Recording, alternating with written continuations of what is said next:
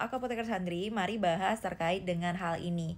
Terindikasi efek samping berbahaya, Uni Eropa selidiki obat diabetes Ozempic, yaitu isinya semaglutide dan penurun berat badan Saxenda.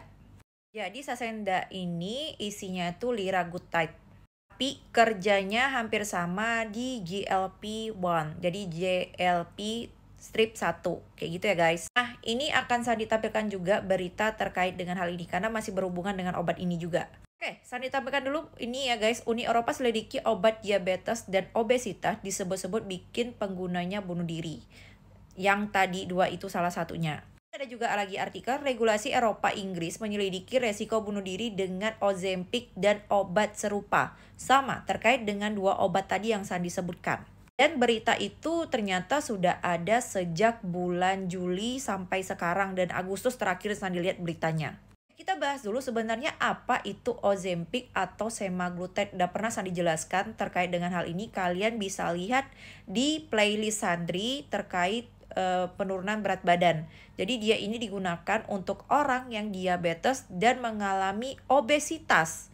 Dan penggunaannya itu hanya sekali per 4 minggu. Kalaupun misalnya tidak ada perubahan akan dinaikkan dosisnya. Jadi satu ini tuh bisa dipakai sekitar 2 bulan bahkan lebih.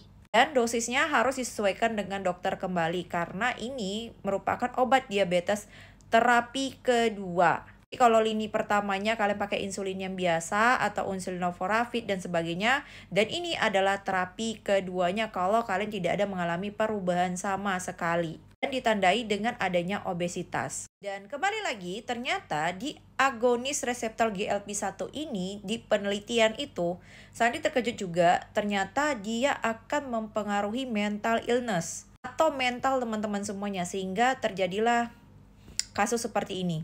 Jadi masih dalam masa penelitian saat ini walaupun memang belum ada terkait dengan jurnal ataupun artikel terkait efek samping penggunaan obat-obatan yang agonis reseptor GLP-1. Hanya saja Ozempic ataupun Saxenda itu udah disetujui oleh FDA Amerika terkait obat tersebut. Dan tanpa kalian sadari bahwa beberapa teman-teman kita sudah memakai obat ini gitu. Itu membantu untuk menurunkan berat badan ataupun untuk bagi teman-teman yang memang punya permasalahan diabetes yang tidak terkendali. Jadi intinya adalah menurut Sandri saat ini belum banyak penelitian terkait dengan hal tersebut. Dan pastinya wajib sekali buat teman-teman semuanya berkonsultasi pada ahli yang tepat. Karena kalau teman-teman mendapatkan orang yang tepat untuk terkait dengan penjelasan ini nggak akan terjadi. Dan sekali lagi jangan mendapati obat-obatan ini secara sembarangan ya guys. Yang pastinya kalian harus terkontrol. Karena Sandi bilang Ozempic atau Saxenda ini dia itu adalah obat high alert. Jadi kalau high alert itu beda dosis atau beda sedikit saja akan membahayakan bagi teman-teman semuanya, bahkan bisa mengancam ya udah kematian. Kayak gitulah. Atau bahkan teman-teman bisa koma dan sebagainya banyak. Pokoknya dia beda dosis sedikit itu akan bisa berakibat fatal gitu. Jadi intinya harus dapat dari dokter, resep, dan juga diawasi oleh apoteker dan juga dokternya. Seperti itu. Oke segitu aja dari Sandri. Terima kasih. Nggak banyak juga untuk terkait dengan ini beritanya. Hanya saja Sandri ingin mengingatkan teman-teman semuanya harap berhati-hati terkait dengan penggunaan obat seperti ini.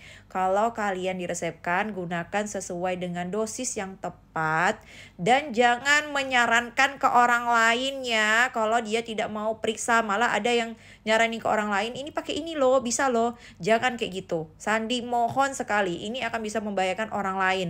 Kalau kalian dia enak bisa dapat resep dari dokter, kalian malah menyarankan orang lain tanpa resep gitu ya. Jadi Sandi mohon jangan seperti itu. Oke? Gitu aja dari Sandri. Terima kasih. Salam Apoteker Sandri. Jadi kalau terkait dengan hal ini ada perkembangannya akan Sandi posting lagi. Oke guys? Terima kasih.